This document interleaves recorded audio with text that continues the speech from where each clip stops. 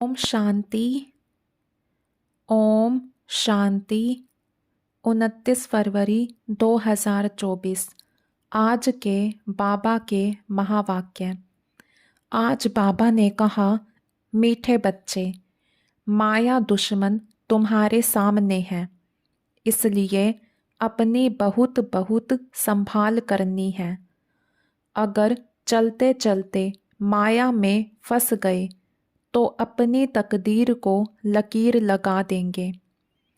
प्रश्न, तुम राजयोगी बच्चों का मुख्य कर्तव्य क्या है?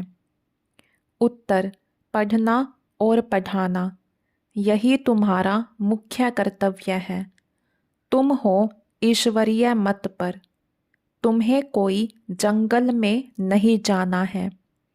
घर गृहस्थ में रहते शांति में बैठ बाप को याद करना है। अल्फ और बे, इन्हीं दो शब्दों में तुम्हारी सारी पढ़ाई आ जाती है। ओम शांति। बाप भी ब्रह्मा द्वारा कह सकते हैं कि बच्चों गुड मॉर्निंग, परंतु फिर बच्चों को भी रिस्पोंड देना पड़े। यहाँ है ही बाप और बच्चों का कनेक्शन। नए जो हैं, जब तक पक्के हो जाएं, कुछ ना कुछ पूछते रहेंगे। यह तो पढ़ाई है। भगवानुवाच भी लिखा है, भगवान है निराकार। यह बाबा अच्छी रीति पक्का कराते हैं, किसी को भी समझाने के लिए, क्योंकि उस तरफ है माया का जोर। यहाँ तो वह बात नहीं है। बाप तो समझते हैं, जिन्होंने कल्प पहले वर्षा लिया है वह आपे ही आ जाएंगे। ऐसे नहीं कि फलाना चला ना जाए, इनको पकड़ें। चला जाए तो चला जाए, यहाँ तो जीते जी मरने की बात है। बाप अडॉप्ट करते हैं, अडॉप्ट किया ही जाता है कुछ वर्षा देने के लिए। बच्चे माँ बाप के पास आते ही हैं वर्षे की लालच पर। साहूकार का बच्चा कभी गरीब के पास अडॉप्ट होगा क्या? इतना धन दौलत आदि सब छोड़ कैसे जाएंगे? अडॉप्ट करते हैं साहूकार। अभी तुम जानते हो, बाबा हमको स्वर्ग की बादशाही देते हैं, क्यों ना उनका बनेंगे? हर एक बात में लालच तो रहती है। जितना बहुत पढ़ेंगे उतनी बड़ी लालच होगी। तुम भी जानते हो, बाप ने हमको अडॉप्ट किया है बेहद का वर्षा देने।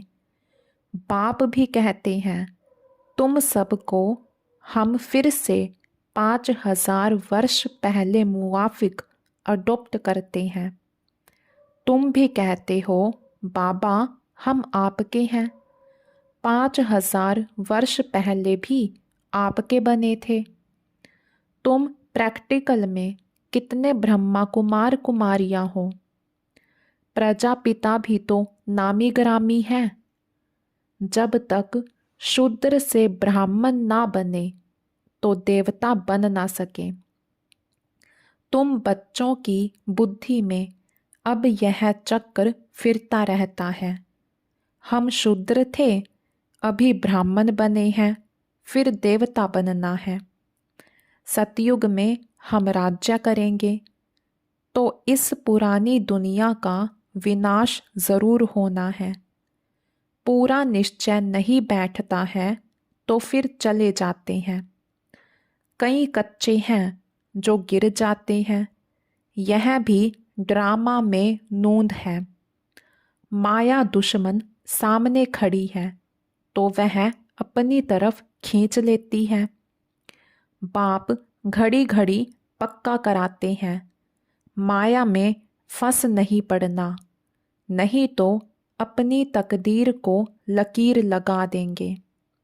बाप ही पूछ सकते हैं कि आगे कब मिले हो, और कोई को पूछने का अक्ल आएगा ही नहीं। बाप कहते हैं मुझे भी फिर से गीता सुनाने आना पड़े, आकर रावण की जेल से छुड़ाना पड़े। बेहद का बाप बेहद की बात समझाते हैं। अभी रावण का राज्य है, पतित राज्य है, जो आधा कल्प से शुरू हुआ है। रावण को 10 शीश दिखाते हैं, विष्णु को 4 भुजा दिखाते हैं। ऐसे कोई मनुष्य होता नहीं। यह तो परवर्ती मार्ग दिखाया जाता है।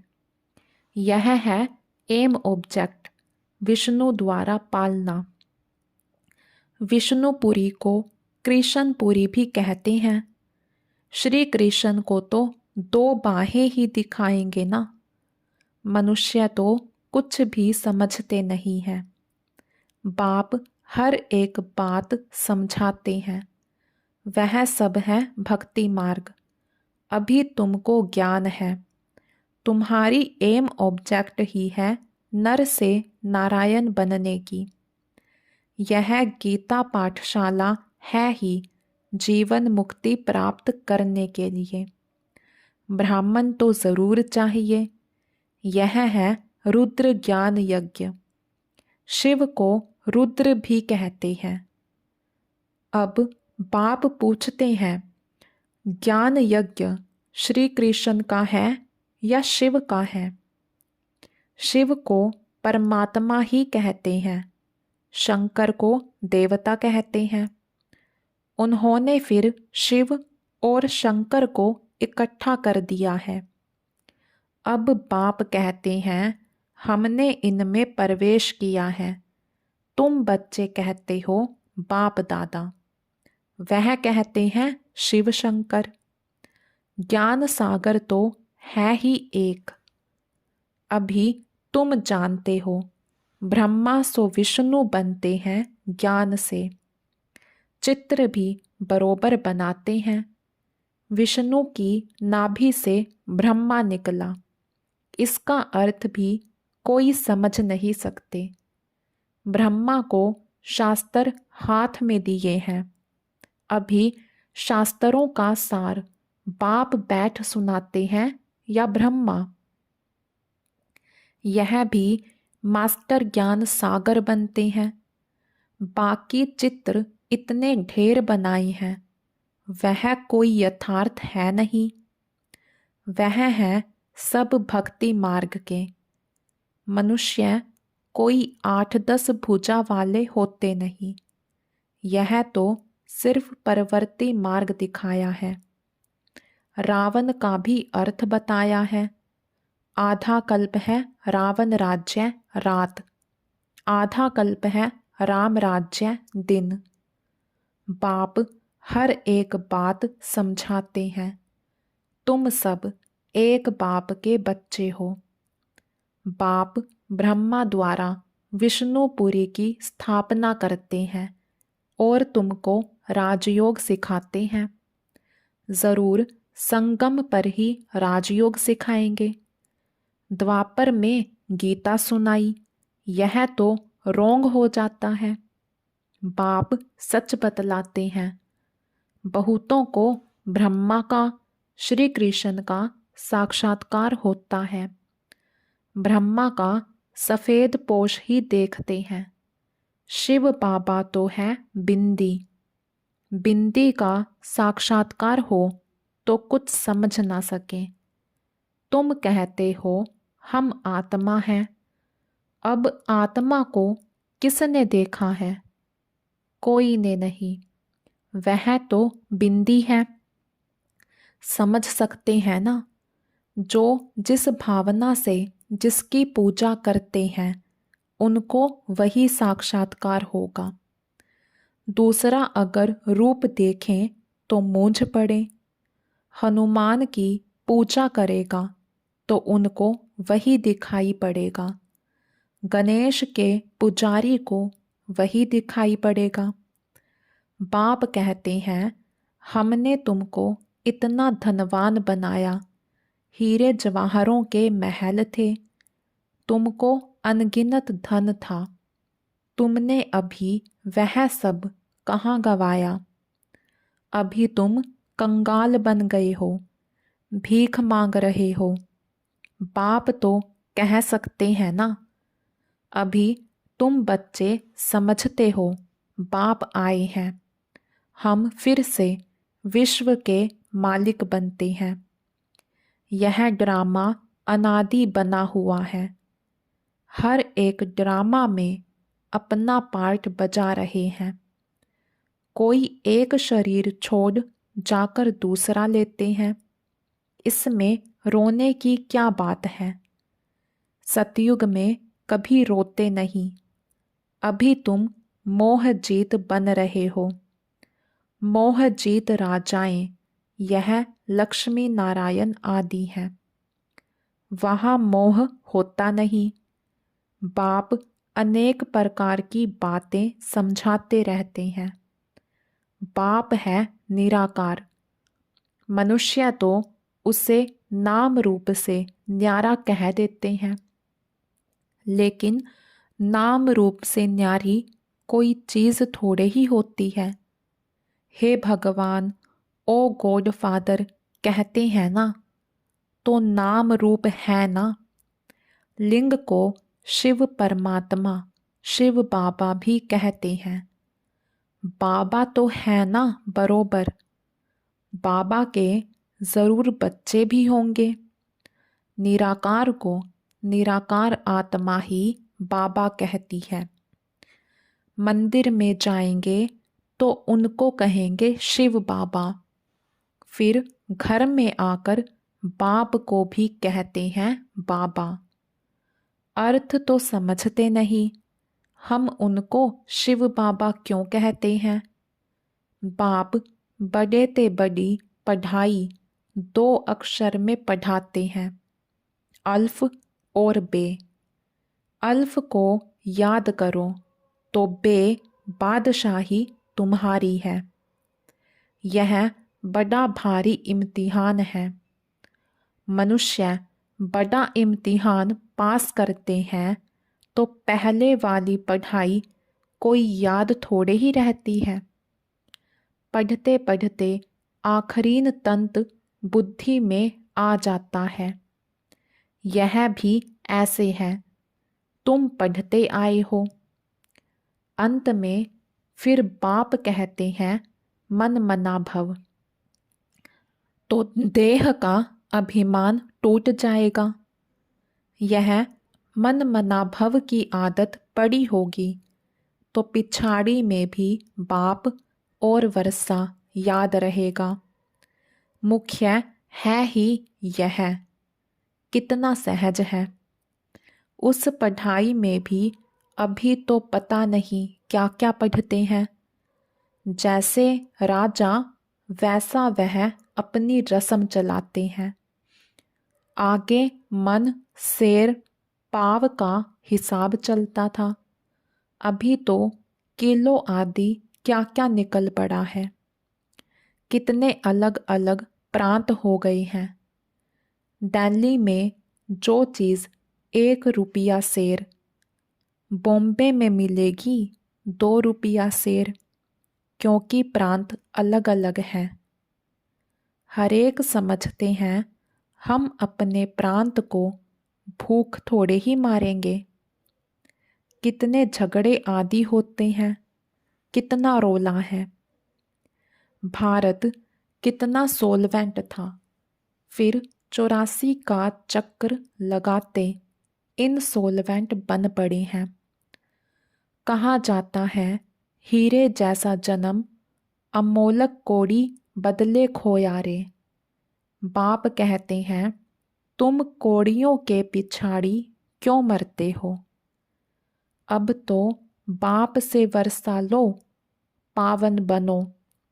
बुलाते भी हो, हे पतित पावन आओ, पावन बनाओ। तो इससे सिद्ध है पावन थे, अब नहीं है, अभी है ही कलयुग। बाप कहते हैं मैं पावन दुनिया बनाऊंगा तो पतित दुनिया का ज़रूर विनाश होगा। इसलिए ही यह महाभारत लड़ाई है जो इस रुद्र ज्ञान यज्ञ से प्रज्वलित हुई है। ड्रामा में तो यह विनाश होने की भी नूंद है।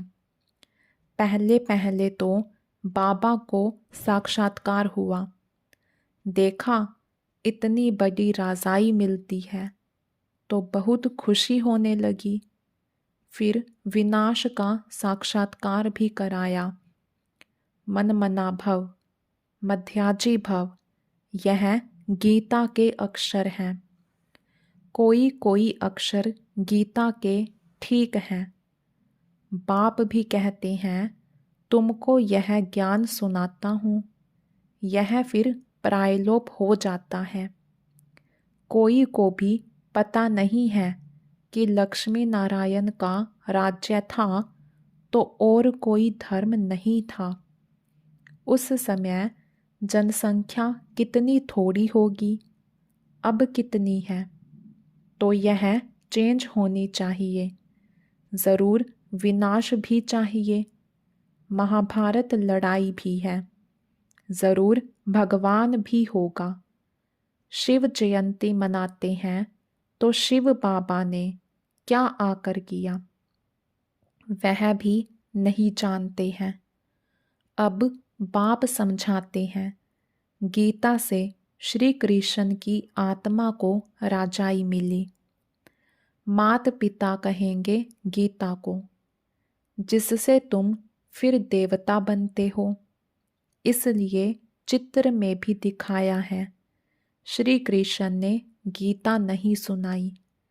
श्री कृष्ण गीता के ज्ञान से राजयोग सीख यह बना। कल फिर श्री कृष्ण होगा। उन्होंने फिर शिव बाबा के बदले श्री कृष्ण का नाम डाल दिया है। तो बाप समझाते हैं, यह तो अपने अंदर पक्का निश्चय कर लो। कोई उल्टी सुल्टी बात सुनाकर तुम्हें गिरा ना दे। बहुत बातें पूछते हैं, विकार बिगर सृष्टि कैसे चलेगी, यह कैसे होगा। अरे तुम खुद कहते हो वह वाइसलेस दुनिया थी, संपूर्ण निर्विकारी कहते हो ना, फिर विकार की बात कैसे हो सकती है। अब तुम जानते हो बेहद के बाप से बेहद की बादशाही मिलती है, तो ऐसे बाप को क्यों नहीं याद करेंगे। यह है ही पतित दुनिया। कुंभ के मेले पर कितने लाखों जाते हैं। अब कहते हैं वहाँ एक नदी गुप्त है। अब नदी गुप्त हो सकती है क्या। यहाँ भी गौमुख बनाया है। कहते हैं गंगा यहाँ आती है। अरे गंगा अपना रास्ता लेकर समुंदर में जाएगी कि यहाँ तुम्हारे पास पहाड़ पर आएगी। भक्ति मार्ग में कितने धक्के हैं। ज्ञान भक्ति, फिर है वैराग्य। एक है हद का वैराग्य, दूसरा है बेहद का। सन्यासी घर बार छोड़ जंगल में रहते हैं। यहाँ तो वह बात नहीं।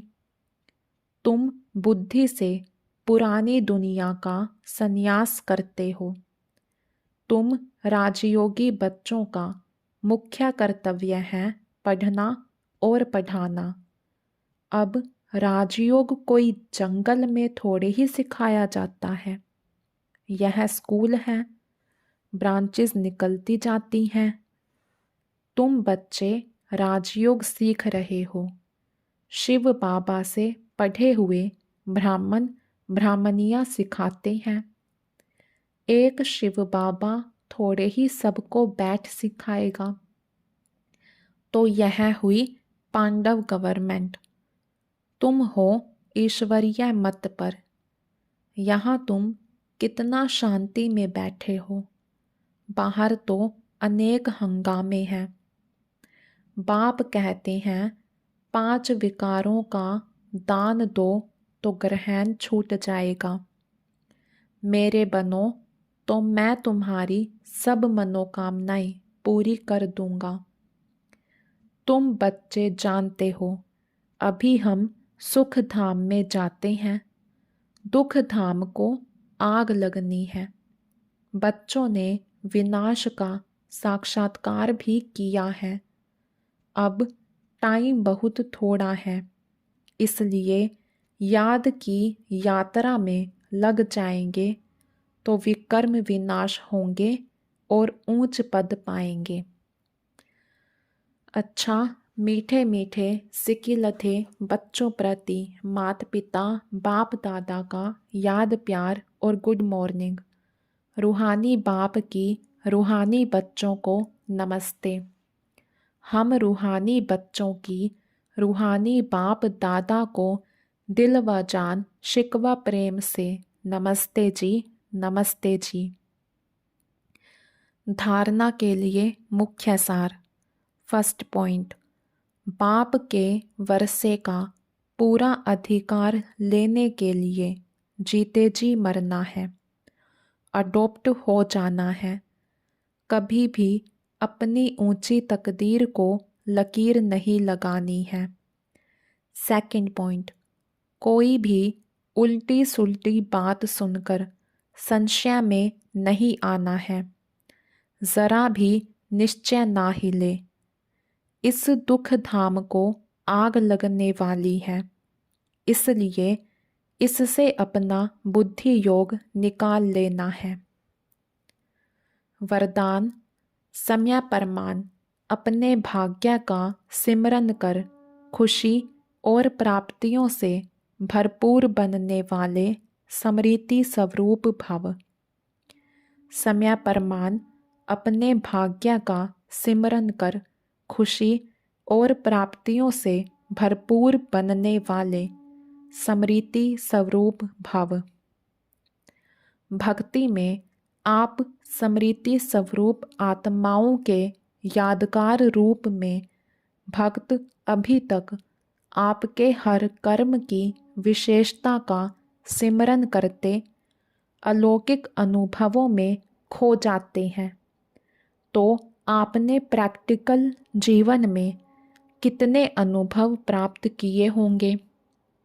सिर्फ जैसा समय जैसा कर्म वैसे स्वरूप की समृद्धि इमर्ज रूप में अनुभव करो तो बहुत विचित्र खुशी विचित्र प्राप्तियों का भंडार बन जाएंगे और दिल से यही अनहद गीत निकलेगा कि पाना था सो पा लिया। स्लोगन, नंबर 1 में आना है तो सिर्फ ब्रह्मा बाप के कदम पर कदम रखते चलो। नंबर 1 में आना है तो सिर्फ ब्रह्मा बाप के कदम पर कदम रखते चलो। अच्छा, ओम शांति।